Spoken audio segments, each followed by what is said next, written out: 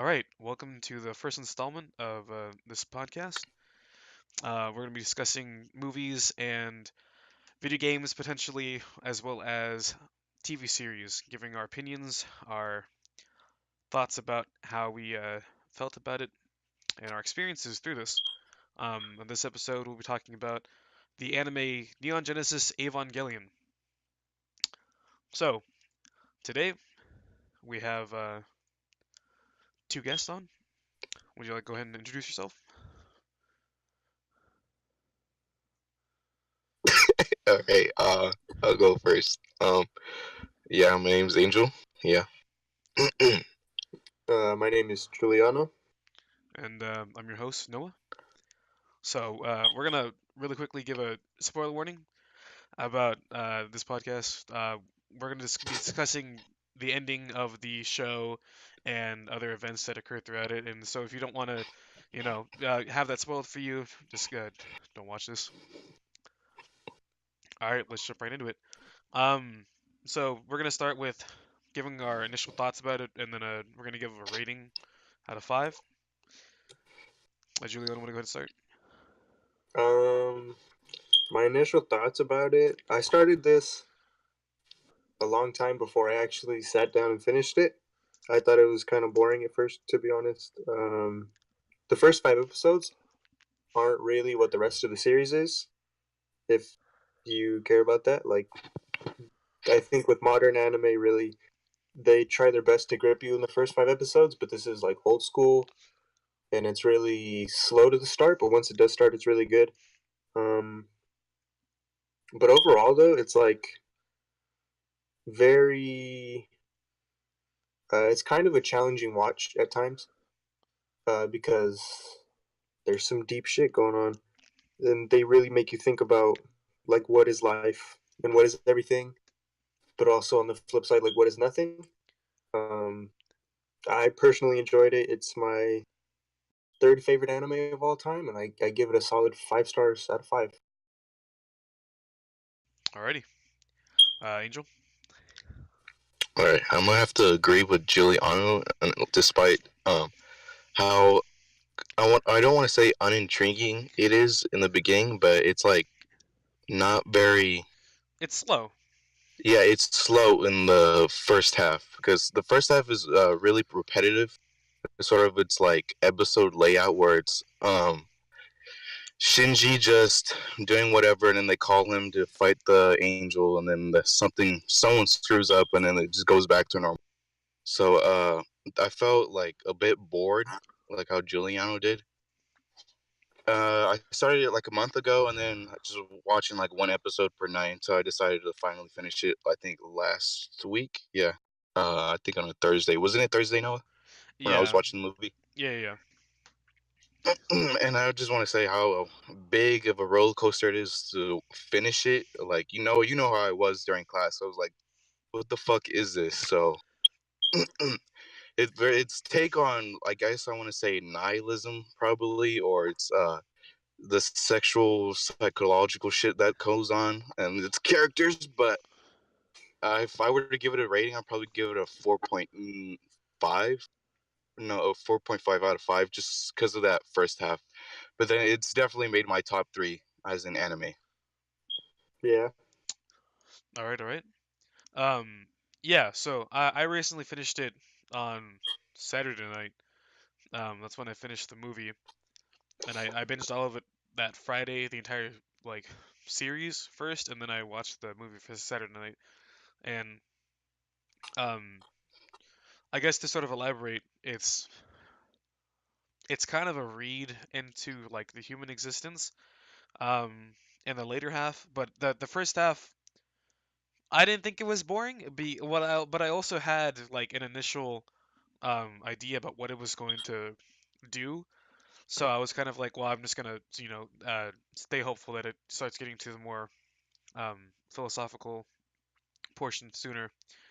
And I actually kind of liked the idea of there being a method to the very first few episodes because it gives you a sense of ease, and then it transitions into the later half and it just fucks you up. because it's not anything compared to the first. So I actually think that the reason why it was boring was for that sort of contrast. Um, I'd give it a five. Give it a 5 out of 5. Top 10 animes. Yeah, Yeah. Because definitely. Um, that first half, I also think it was like very boring on purpose, or Yeah. not. Like it wasn't really boring. Like there was action to it, and there was like cool characters and whatever. But like after you watch the entire series, the first half is kind of boring because like the shit that happens after episode like 13 or 14. Yeah. Um, but I definitely think they did that on purpose to like ease you into like, oh, this is just gonna be a cool like 90s robot anime where these people just fight off a bunch of aliens or whatever. But it's definitely like way deeper than that. And it kind of just comes out of nowhere and you're like, wow, this is kind of messing with me a little bit. I would have to agree because you walk into this. I personally thought it was gonna be some type of like ordinary mech anime where you just fight these giant ass monsters, but no, you're definitely wrong when you walk into this one. Yeah. I forgot the name of the writer, but it it's meant to give you a sense of ease so that when it does deliver its more difficult and kind of taboo topics, it's more of a shock factor. Um, with that being said, the first couple episodes I have to say was like some of the best animation at the same time, just because of how like beautiful everything was, and they really focused on making a setting. So they talked a lot about Tokyo 3 and what was actually like happening inside the city and setting up character development. I really like that. All right. What would have to be your favorite episode? Uh Besides the movie, or is the movie count? yeah. Are we including the movie or no? I don't know. Just what was your favorite part in the whole series? I gotta say, I forgot what episode it was. I think it was 17 or 18 when Shinji got sent to like a different dimension, and then he was like Ooh, set on life support. They're like, he has 24 hours, and then he's gonna die, and he had to like fight his way out of that angel. Um, I just thought like that was the beginning of the madness and the end of the beginning. Like that's when it really started to take a totally different direction because it yeah, really discussed the more um, deeper thoughts about Shinji and then his character as well. that's true. The subway scene with him talking to like his younger self was wild.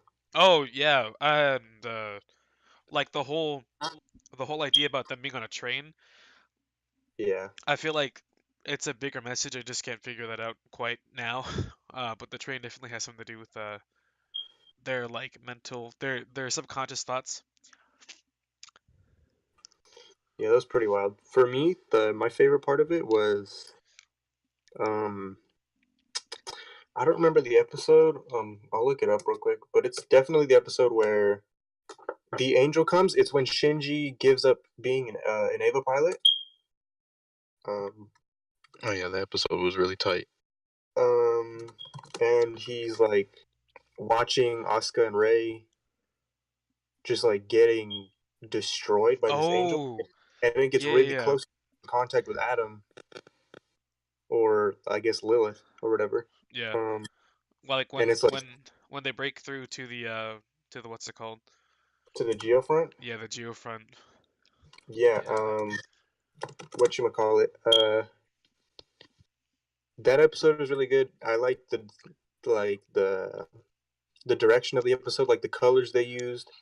Even though everything happened underground, basically, it was still very like the sun was setting, kind of like the colors. The sun was setting. Yeah. You know there was like some fierce stuff going on. Uh, Kaji was out there watering his watermelons. Yeah. He was just chilling. He's like, "Well, if I was gonna die, I'd rather die here." Like everyone kind of already assumed it was over. Yeah. It was a very depressing episode, and I feel like it was for me the turning point of the show, where it goes more into like, okay, these people have like real problems. Like Asuka straight up loses it after she cuts both of her arms off, and she just goes straight German and starts speaking German and rushes the angel without any weapons. She kind of Yeah. just knew she was gonna die and she didn't want to lose. Ray tried to blow herself up and nearly died. It Yeah, was just an episode it for me. was it was a moment of desperation for all the characters. And Yeah, I and think also the angel inside AV Unit 1 just went psycho and turned into like basically an Attack on Titan monster. yeah, cuz And he the reached angel, 400% what's it called? Synchronization. yeah, it's pretty crazy. And then it's just like everything leads up to it. Like his dad's like, "Oh, this is the beginning of the end." The one chick, the blonde chick, talks about, "Oh, the angel's free." I don't know. It's pretty good. It's episode 19, by the way. All right. All right. My favorite episode would probably have to be the. It's more action oriented, I want to say, but it's the episode where they introduce Asuka and they go on these like big ass battleships to go fucking retrieve her or some shit. Oh But yeah, then I just liked it because they introduced a new character that was like a big part of the whole entire series, and how just the scenes were just cool. How they had to fight that like giant ass sea monster angel. But I just thought it was cool because it like moved it forward and like based on story. But then it had some really cool scenes where she was just like beating the shit out of it with the fucking knife she had in her Yeah. Ava. But yeah. then in that dope ass scene, wasn't it like they shoved like a big ass boat in its mouth and Right. then Yeah, it It died. it was like two shoved two submarines of and them. they're like just fucking ramming in there and then just fire everything. Yeah, so that would have to be my favorite episode. I don't know what episode exactly, but I know it's in the first half for sure. I think it's like the first 5, I want to say, or 6 at least. It's when she's introduced. That's like the first time they see her. Yeah, around there. It's episode 8. Okay. It's called Asuka Strikes. That was a good one too. Well, Yeah. basically, like what I really enjoyed about the series personally was how they built the world without forcing it on you. You know what I mean? Like they all talk about the world and everything that's happened so casually without telling you anything, but you still understand. Yeah. Can you give us like an example? Like all the times they've mentioned the second impact, like you kind of just assume the second impact was this crazy like extinction event, Oh but yeah, for sure. they don't force it on you like to see what actually happened. You never actually see what happened. You just hear stories of what happened. We do And get a little snippet of it when oh, Misato's father puts her in that weird ass tube. Yeah, to yeah, and also save her. the cold open when they don't play the intro at first, and it's them discovering Adam for the first time. Oh yeah, that one. It's just things like that. Like they just kind of build character without showing you things, and still like I think there's only like one actual flashback episode over like the randomest character, but he's got a really important part in the story. Yeah. They sort of let you discover the world. I feel like that's what they were trying to do. Yeah, They're not trying to like they don't want to imprint an idea about the world onto you. They want you to discover your own sort of thought behind it. And I think that kind of speaks a lot to the series as a whole, where, the entire ending sequence was about the idea of free will and choice. So it's like it was your choice to, you know, like want to know more about it or to read more about it. And if you did, then like you have that knowledge. Otherwise, then it doesn't really matter to you. yeah. I And pretty think this much is the story ends there. the What was that? story. The story ends there because I don't think there's any future installments other than the rebuild series. But that's just like sort of a remastered, told in a different way. Yeah, it's a little different. It's just better graphics. Episode. Okay, I'm gonna refer to them as episodes because I don't actually know what the titles are. Episodes 1 and 2 of the reboot are basically just recaps, but episode 3 is actually a whole different story. I heard. And episode 4 is supposed to be a whole like different ending and everything. Mm. Like I heard there's 4 impacts in that series. So is it I just don't like know an if that alternate works. universe again, or? It's just like an alternate storyline, pretty much. with new Yeah. characters and like old characters as well, but new characters that go along with them. Mm. Yeah, I'll have to check that out. All right. So I have a couple questions that I would like to ask you guys.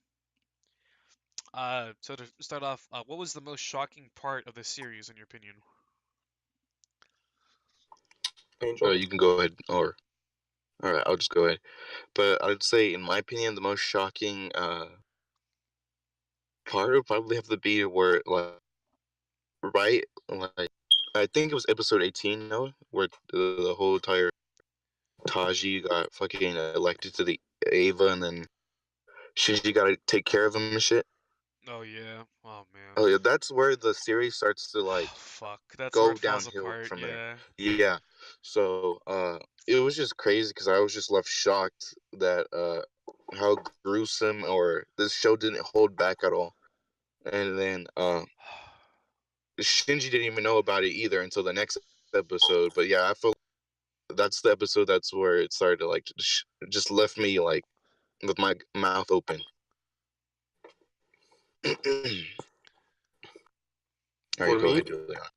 it was definitely the movie. Like there was a lot of shocking things in the actual series, but like I feel like even Taji when Taji died, or not when Taji died, but when Shinji had to take out Taji and he couldn't control himself, like that was brutal. When I watched the show, that was basically the most brutal moment in the entire show. Um, but then once you watch that movie, man, it's like the first half of it is just like nonstop. It's like all your favorite characters are just getting executed one by one, and it's just like in the most brutal of ways. Like straight up, Asuka got cut in half. Not cool. Ripped apart by vulture Avas. Yeah. Um. Oh. If I had to pinpoint any scene, like just one scene, it was definitely when Shinji first got in his Ava in the movie, and he comes out and sees all the Avas having pieces of Asuka's body, and they're just like flying around eating her. That Yeah. part, it was Ew. just definitely like something I didn't need to see. You know what I mean? Yeah. No, I gotta agree with you on that part.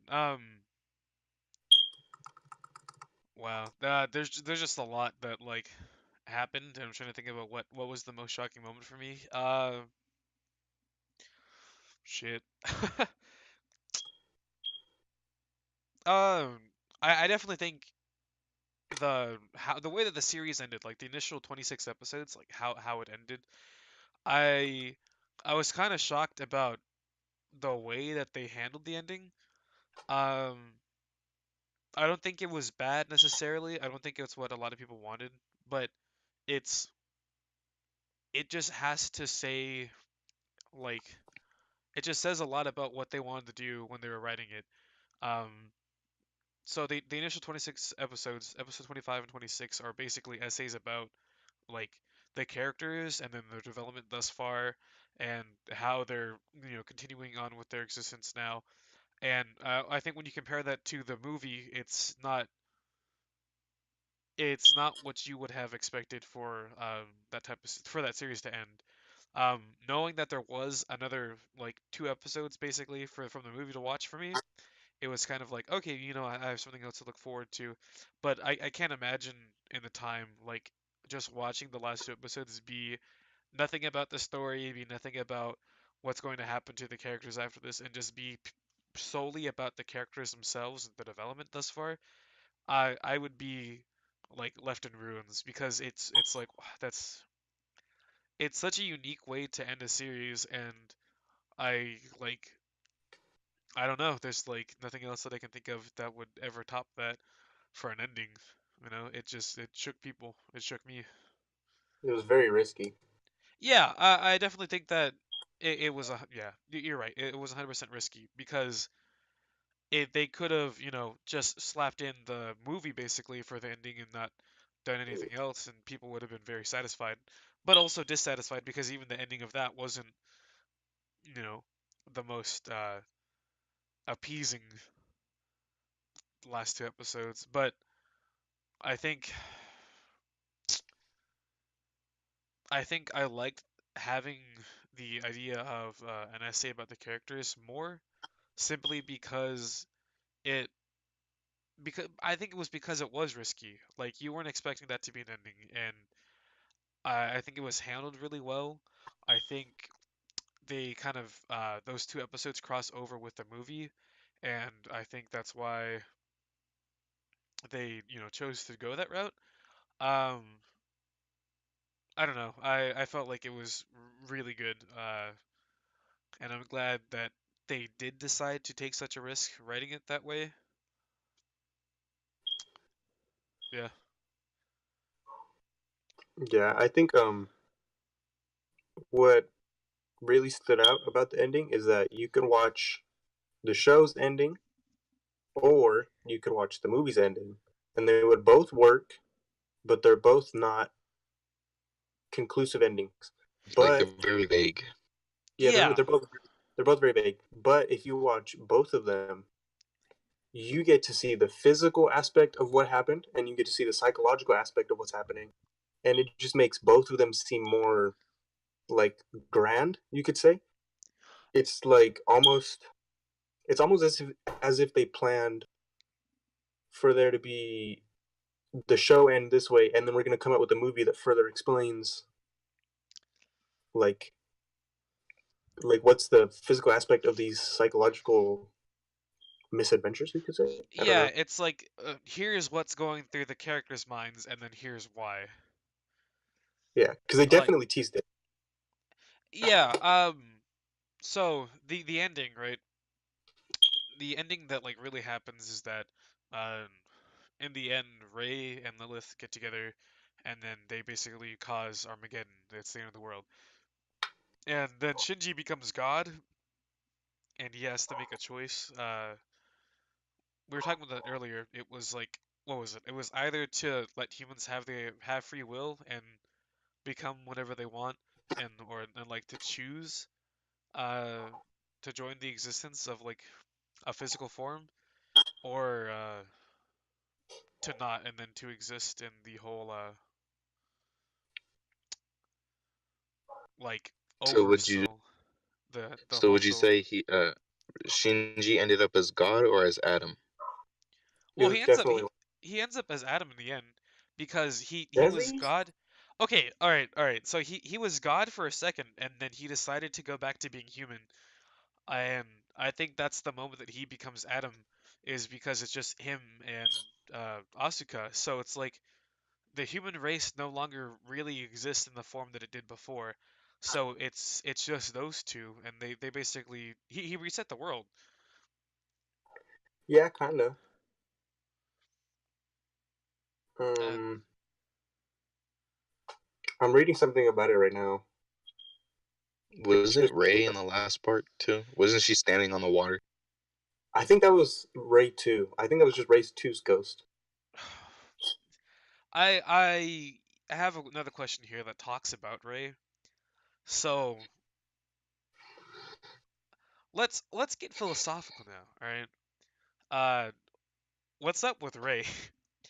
Um, in the sense of like, what what are her character motivations, and then if any, right? Uh, why would she like? Why did she betray the what's her face? I forgot his name. The Shinji's Gendo. father. Hikari? Yeah, Kari, Shinji's father in the end. Hmm. I think during the beginning, I think the entire series she already knew what the end game was gonna be because Ikari talks to her a lot about like, oh, you're gonna help me see Yui again. I need to see Yui again. Yada yada yada.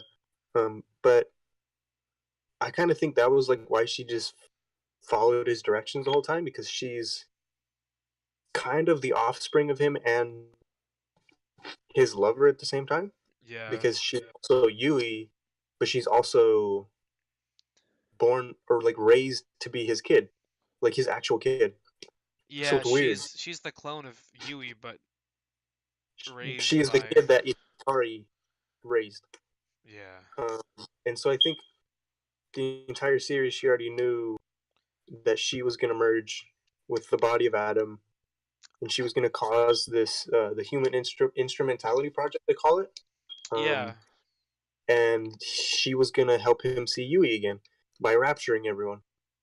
But I think towards the end, she became closer to Shinji and Asuka, and like what they not so much Asuka. Asuka was kind of a bitch to her, but she was closer to Shinji, and like she was becoming more understanding of what the other side of Ikari is. Like she only seen the good of Ikari, but Shinji only seen the bad of Ikari, and so they were like opposites in that regard, and that affected her, which ended Yeah. up in her betraying him. That's just how I feel though. No, I think you're onto something because in the very beginning we have that scene where uh, Ray's like, "You don't trust your father, like you don't think that what he's doing is right," and then she slaps Shinji, and it's because she doesn't know anything else.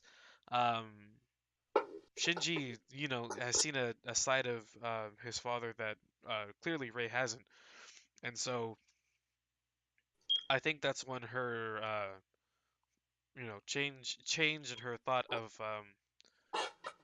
him starts to develop more. Like she's Yeah, finally has somebody else that's not from Nerve telling her something about the man who raised her. Like it's a big defining moment for her.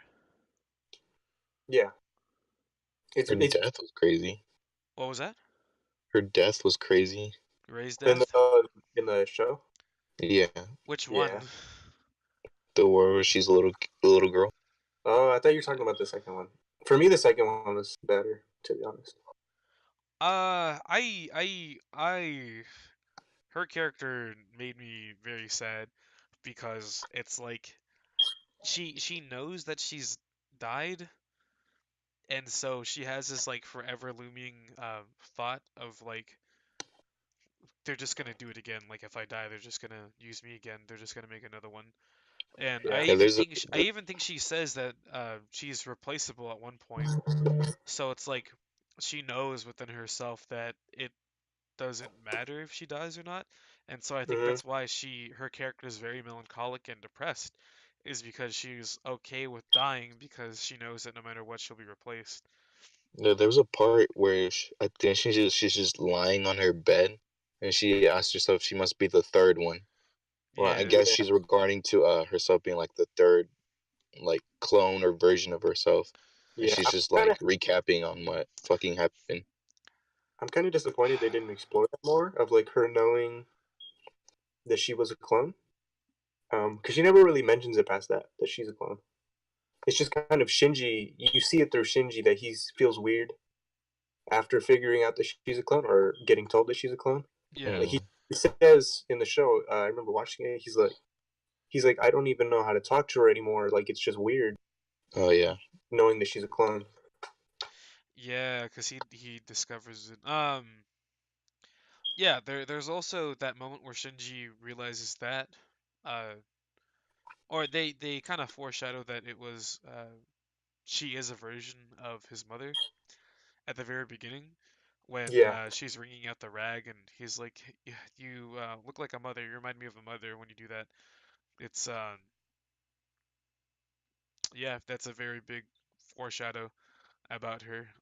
Me and Andrew were talking about that earlier. I was like, was there really any like foreshadowing, simply because of like how nuts the ending is? I feel like there was very little foreshadowing, but there was like just enough because I don't think there's anything that can prepare you for uh what Oh was that no. ending like. an example of foreshadowing that I saw was in the very first episode. You see, Shinji. I think he's on a like telephone or landline, like in the middle of the street, and then he sees Ray just standing, but then you see a flock of doves just fucking fly away. But you can say that that dove sort of symbolized the Avas in the end, and how because in the Bible there's a section where the dove is sort of like a messenger, so she Mm, probably foreshadowing the fucking messenger because she's probably can already tell the end from there. yeah. Ooh, Because I read it that's somewhere. big. I feel like if I looked more into the Bible, um, there'd be a lot more Yeah, going on. I feel like I'd understand a lot more. Because even the title itself, it's Neon Genesis Evangelion. It's supposed to be the new telling of the Book of Genesis, you know? Yeah. Yeah. Did you guys catch that all the angels, their themes were based on angels that already exist? Yeah, and I think the names are as well. Yeah.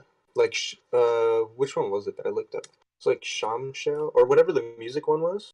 The music one. The one they had to synchronize their fighting Oh, moves they to had the the one that split in half. that one, whatever his name is actually the name of the angel of music. And so, like, if you actually look back at all these angels and what they stand for and how they have to fight them, it ties back into who they are as angels. It's pretty cool. Mm, The lamest angel would probably have to be that weird ass geometry shape. The virus one. no, the No, no, triangle, the other one. I think, the diamond one. yeah, the diamond where he just starts drilling a fucking hole in it. Oh That's all yeah, it does. I like that one. That one's kind of cool. But this scene where they Is that like the one try where to they take it out snipe with the him? sniper, that was Yeah, hella cool. yeah. Oh, and the shots like bend around each other. Yeah, That was pretty cool. Oh yeah, it's just a beautiful anime. Like it's so well animated. Like Yeah. it's just really good.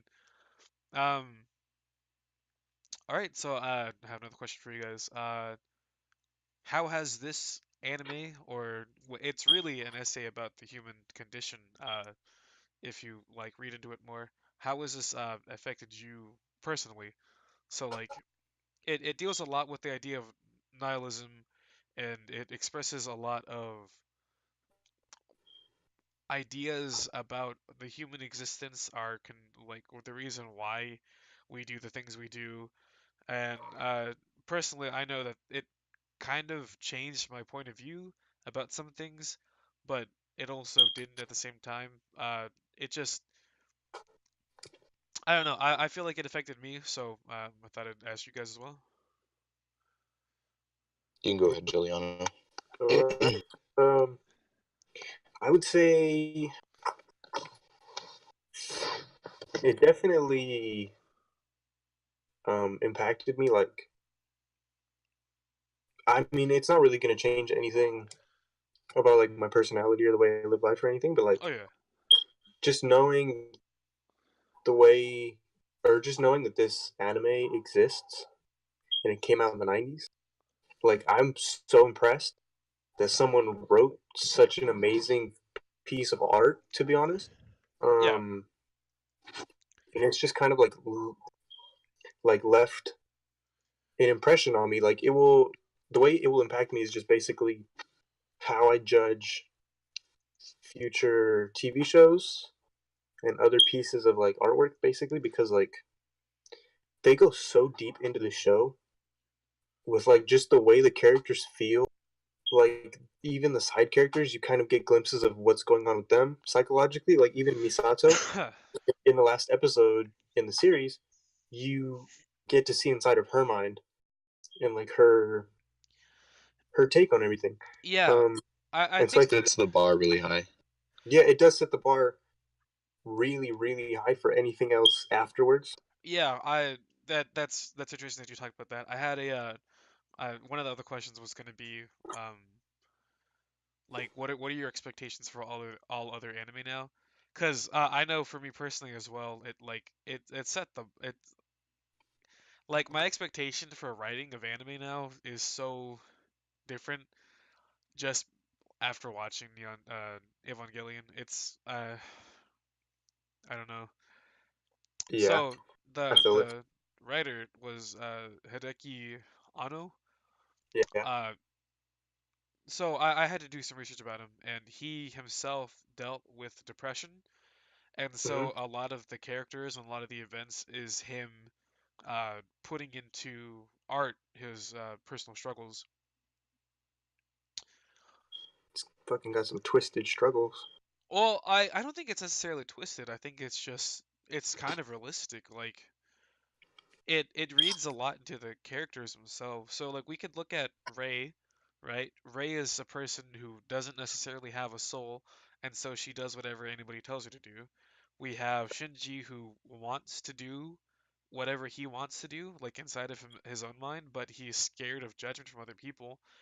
And then we have Asuka who is scared of what other people will say about her, and she's scared of being alone and like judged uh negatively. So that's why she like became a pilot for the Avas, is because she wanted to be noticed, she wanted to be seen.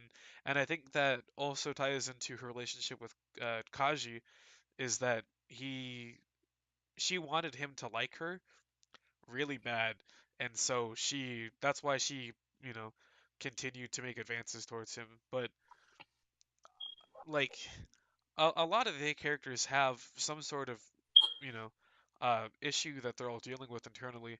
And, Yeah, we'll look at Masato, and Masato, she doesn't know how to talk to people, and so her only way to like actually communicate is through like physical connection, which is why she like uh had a really physical relationship with Kaji, was because that's all she knew, and that's why like in the last episode of the movie was that she kissed Shinji, was because she didn't know what else to do during that moment.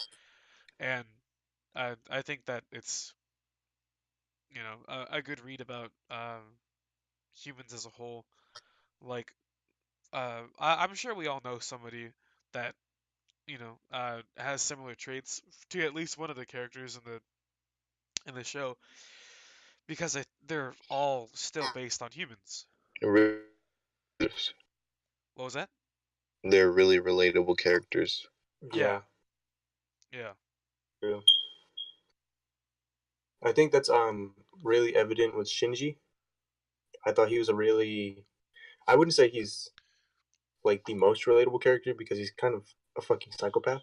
But yeah, the fact, like even just that the dude wrote a main character that you see throughout the series because he's in this position and he doesn't want to leave this position, just goes so insane at the end of it that when he's basically like Ray's trying to talk him off of the ledge in the movie, when they're inside of his mind after he becomes God, um, and he's trying to make this decision, Ray's trying to talk him off of this ledge, and he just straight up strangles Asuka, and he's like, "I'm not having it. Nope, I'm done." Like he just kind of loses it, and you could tell they foreshadow that a lot with Misato when she talks about like something about his sync ratios in the show, and they were kind of going down for a minute, and she talked about it to the blonde chick about how he has anxiety and he had depression at one point. Oh, So, yeah. so I think it's really interesting that he could write a character that has all these real life problems, but just show like what not to do with a person that is going through that. You know what I mean? yeah, Forcing them to be in a position they don't want to be in. yeah. But, Uh, towards around like a third, like 2/3 in is what that's just start. Everyone just starts falling apart with their flaws. Yeah,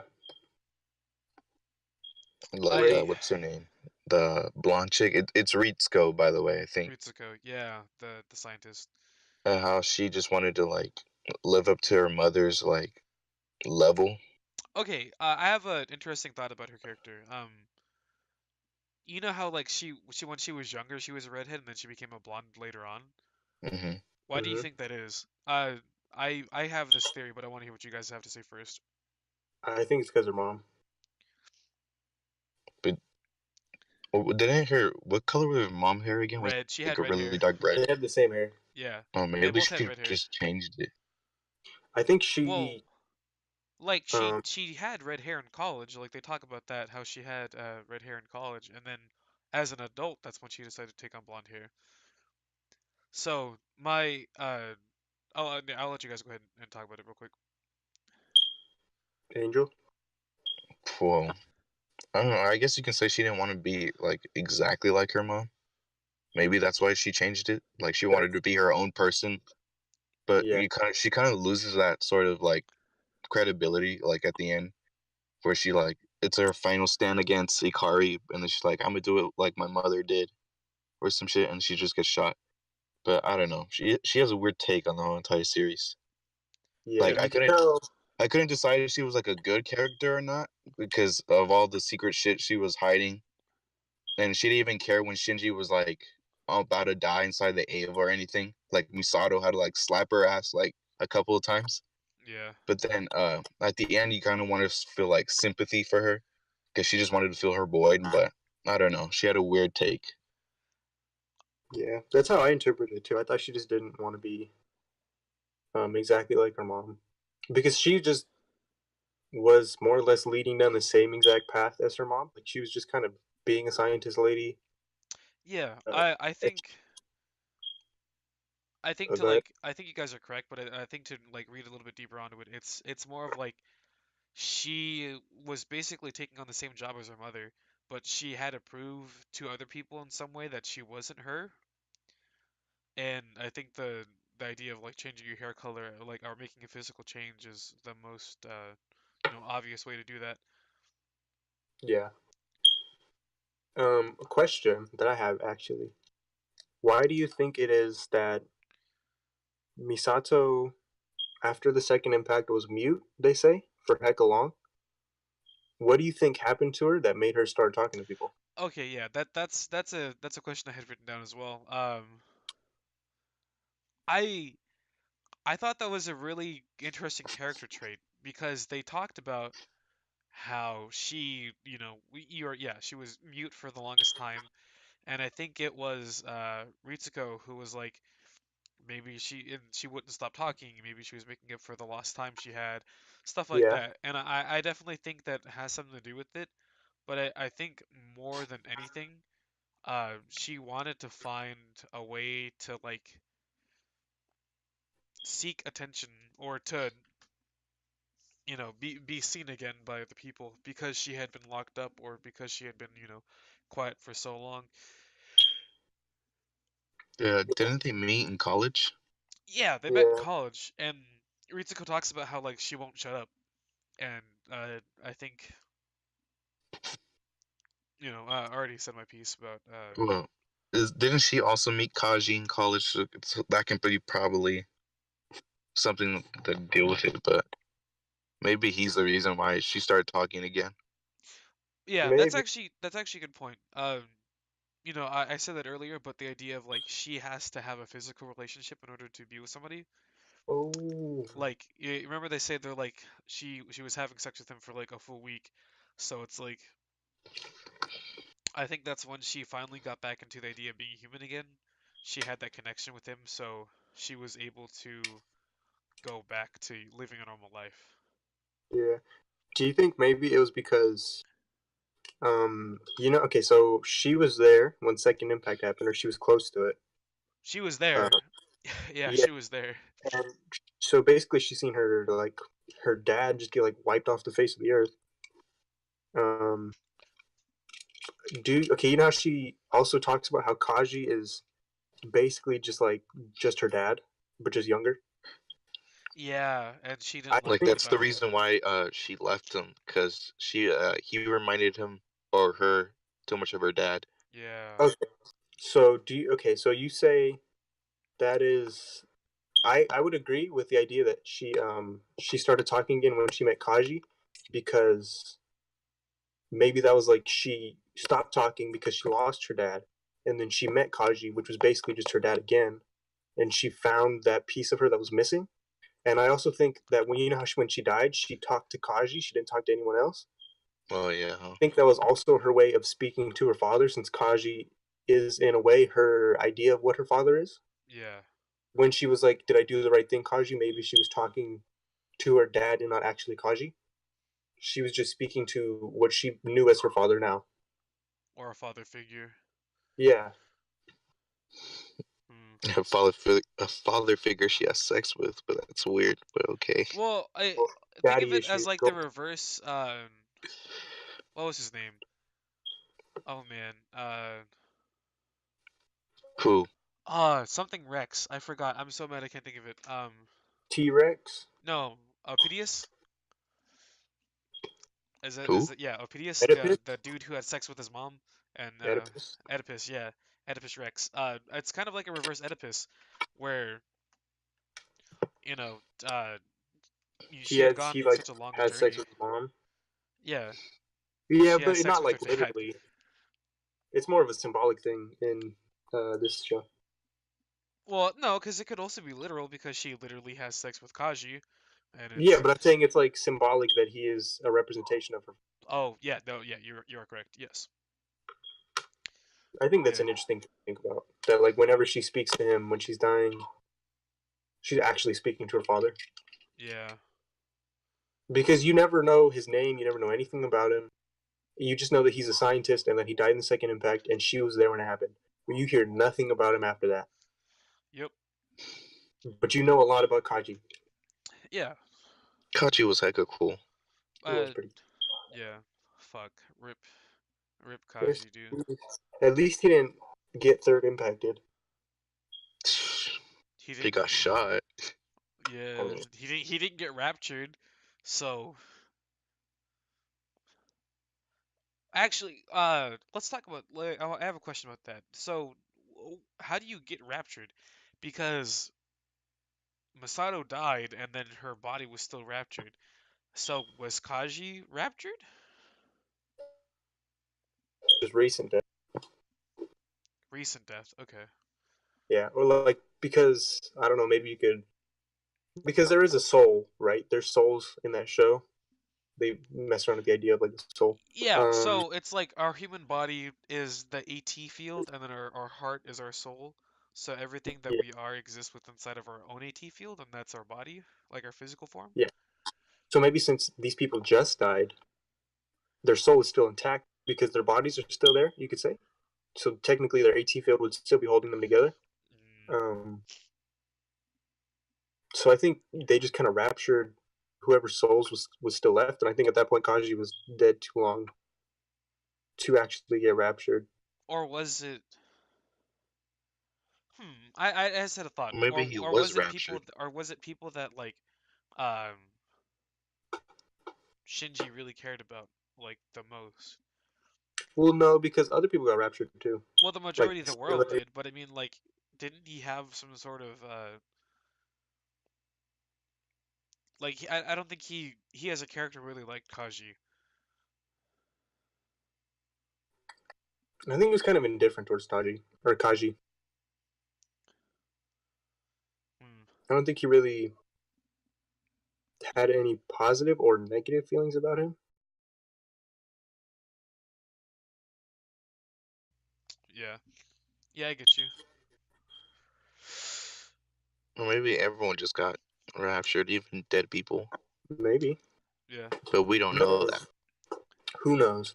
We don't even know if Kaji actually died. It's just implied that he died. that is true. No, no, no, no, because I hate having that thought, damn you, because they run the entire they run the entire like half of the series with Masato thinking that he died.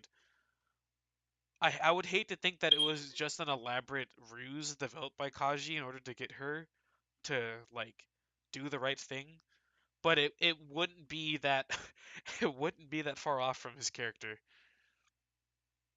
It's No, interesting. I read somewhere that the author dude, a lot of people are asking like who shot Kaji because it was like not really confirmed. But then he mentioned that it was someone from Sele, so he Mm, was shot for sure. but Okay, was he dead? He is dead, Julian. Come on. move on. Move on, Julian. Uh, I'm in denial. Uh, all right. I'm gonna ask one last question because we're coming up on 50 minutes right now, and Oh dang. then I'll cut the podcast off here, and we can do a second episode of this series later, or we can, move on to talking about SpongeBob SquarePants. Uh, Ooh, The so second one symbolism in is SpongeBob yo, SquarePants. the second episode is just about SpongeBob. All right. Right. Really quickly, your take on instrumentality, good or bad, indifferent? How do you feel about that idea? of all human souls collecting into one mass and not being in our normal physical forms. You want to go first? Let me think real quick, cause I'm not sure. Okay, I'll give my piece. I think that shit's whack. I don't think I don't think humans were meant to exist without emotions, and that entire thought of being in like a soul as a collective is so that we don't have to feel pain. But I think that's part of being human is that we feel pain, we feel emotions, and I don't think if we were in an entire as one entity we would be human anymore. We wouldn't exist as a human being. That is true. The way I seen it was that like basically Sele's that was Sele's whole plan, pretty much, right? Was just to make all humans one with Ava, Yeah, so that they could live forever until the end of the universe. Um, I think cool, like that's cool next step for evolution since you just combine man with robot basically, and they just live forever. But it probably wouldn't be that cool. Honestly, it'd be pretty whack to be honest. I Like think there just would be some good things, but I think the majority of it would be bad. like honestly, like it's just kind of. It seems like it'd be really boring, like just existing forever with no real consequence of anything or real um Emotion. like no feeling or emotion or anything, like Yeah. no freedom. It's just basically your freedom and your free will is sacrificed for the greater good of humanity's existing forever, which is not even really the greater good. It's kind of a really selfish desire. I think you bring up a good point because the entire thought behind Sele wanting to do that was so that they could, feel whole like with everybody else. Like there's no need to have to feel bad or to have poor, like have bad emotions or feelings. It's because everybody else will just fill that void or you won't have that void anymore.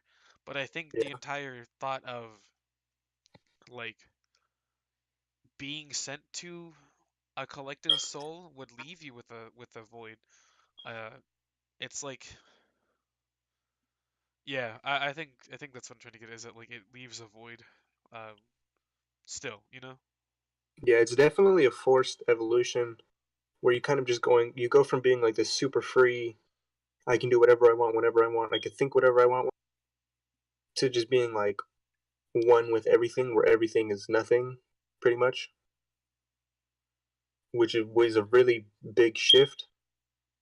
I Yeah, don't know. Maybe it'd be cooler if they eased into it instead of just rapturing everyone in like 15 minutes. dude, that the rapture scene fucked me up. I feel Yeah, so bad for that girl. the Uh, girl seen the blonde chick.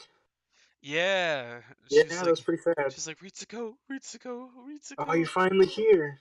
and then Great, she I, just I fucking, sent that video to oh, Noah earlier. great. yeah. Cause I was watching it on the you said that, TV. and I went back to rewatch it, and I was like, fuck, that's so like hard hitting, dude. Because it's. I think what's hard hitting about it is because you're happy for people that they're like. Oh, these people are happy for. Or no, okay, these people are happy for because they're in their moment of darkness, in their moment of despair. They all know they're gonna die, but they finally see like whatever is their peace and their happiness. But you, as a viewer, know there's a lot like deeper implications to that, and Yeah, you know that is not what is actually happening. And so it's just really sad to see these innocent people, or some of them weren't innocent, but like the lab people and just like the random ass people that got splattered. yeah, In Just the seeing them, hallways. yeah. yeah, and they're just filled with. Oh, I gotta say though, that song "Tumbling Down," it's a bop. Can I That play it? the sequence was fucked. What's it called? Tumbling Down. Just look up "Tumbling Down." The Evangelion. actual song title is in German. I don't know Yeah, what it's called though. Komm Susser Told. Yeah, some yeah, shit like that. yeah. Is it cool if I play it? If it'll get copyrighted, but okay. I don't want to get strucken by the All copyright. right, I'll play like a 2 second clip so that it's under fair use. Still, I'll edit that in. all right, never mind. All right, Angel, go ahead. What's your thought about instrumentality? I don't know. It was weird. So I'm still left like kind of confused as to what happened. Like I saw multiple videos. Everyone has different takes on it. Like it really just depends on like you personally on what you think. Like especially from like if you're religious or not. But I felt like it was such a really like depressing way to end the show, especially with all its characters. Like Yeah. at the end, I wanted to cry, but then it leaves you with that feeling like, what's the point anymore? So it was like it set the bar really high for anything else I'm gonna watch, but I doubt I'm gonna watch anything anymore after watching this. It's like But you're just done. I'm done basically. But it's gonna be a really really long time until I watch something. Cause the only anime that I've watched before this, like religiously, like watch that shit every Fucking day was Naruto. Naruto. Yeah. Yeah, but it's nothing like this at all. Oh yeah, Naruto's definitely for the lighthearted. Yeah. Like if I had to recommend anything after this, it's gonna be Darling in the Franxx because it just like, it tries to copy this, but it doesn't. I don't know if you guys know Studio Trigger, but they do like the weird shit. Studio Trigger did Kill la Kill, and they really like space. My God, they really like doing twists that involve going to space and fucking doing some weird shit. But Damn. like I don't know, there's nothing else that I can really watch that'll meet the like emotional uh I don't know Like the void. impact. Yeah, like the emotional impact or like the void that it left me with. There's nothing that could like copy that, and it's upsetting, but it's also kind of like settling. It makes me uneasy, but it's also settling at the same time because it's like I know that I'll never go through like another experience like this, but it's not necessarily a bad thing. Dude. Oh my god, watching the show was like having a death in the family. Yeah, that's how it works. Like you gotta go through all these stages of grief after. Yeah. Like, no, I told you it's gonna take some time before you settle in after finishing it. I would say if you guys want to watch anything that is, um, I'm on day 2 of my recovery. dude, wild. If you want to watch anything that's like close to this, it doesn't go as deep into the psychological part of it, or if it does, it's just very subtle things you can notice about the characters. Steins Gate for sure. Oh yeah, you talked about it earlier. Yeah, Do you know it's what I pretty good. did? Do you know what I did to like reconcile the amount of emotional trauma I was given? Hmm. I watched Toradora. Oh, you want to know mine? You know what I did? What? I didn't even know that I was doing this to like deal with it either. I was just doing it because I was like, I want to go back to happier times. I fucking put on a Pokemon show and I just sat there and watched it. Yeah, I watched In there watching Toradora. Pokemon. All I did was I wanted a simple slice of life anime that'll just give me something to laugh about and feel good about. It's like watching this show will reset your interest in anime back to where it was at like the very beginning of discovering anime. Yeah, yeah. Just like Juliana, great. did you watch the whole entire thing with your brother? I watched it alone. I watched the entire series alone, without the movie, and then I introduced it to him and watched the entire series with him because I like watching things twice just to catch anything I missed. And then I watched the movie with him for the first time. I feel like the experience is like a lot different if you watch it with someone else. Like I feel like you should go like head in by yourself for sure. Because that's Oh what I yeah, told Noah. Like he wanted me to watch it with him. I was like, if you want to feel like the full psychological or emotional like trauma from it, you gotta watch it by yourself. yeah. That's why I was kind of glad I watched it by myself. I don't think I would be okay if I watched the movie by myself. To be honest, like that movie was too dark. I watched that movie at like midnight, and That was I pretty came back wild. I came back to Keelan at like when. All right, so final initial thoughts about the anime, guys. Anything you wanna share before we finish the podcast off? I cannot stress enough how highly I recommend it to anybody who's like a fan of anything, but Yes, especially for those anime junkies at school, like Kong and Navid, who I Yeah, can't believe haven't even watched it yet. dude, But this is same. such a class. it is, and I was like, it's really, really good, and it'll leave a mark on you for sure, on your soul and what you think about I would definitely recommend something like this to Miss Powell because I know she's like really into this shit, but on paper. But definitely, I feel like she can write like a whole bunch of it. I think she But would it's like, like it, but I think she'd be very confused at the same time, you know? Yeah. yeah. But then she'll leave it to us to analyze it for her. Yeah. We should tell her if she's here tomorrow. We should buy her a box set of this so she feels forced to watch. it's gonna be Probably on Netflix. Just make her watch it on Netflix. Oh yeah. I heard they're redub. redubbing it. They're redubbing it on Netflix too. Oh, that'd be cool. I kind of like the original voice actors. Some All of right, them aren't that great. so that's all the time we have for today. Thank you for watching our little commentary about the show. We'll have another episode coming up talking about something else, possibly SpongeBob, possibly The Office, Oh whatever we fuck feel yeah. like. Thank you. All right. Say goodbye, guys. Say goodbye. Bye. Adios. Oh.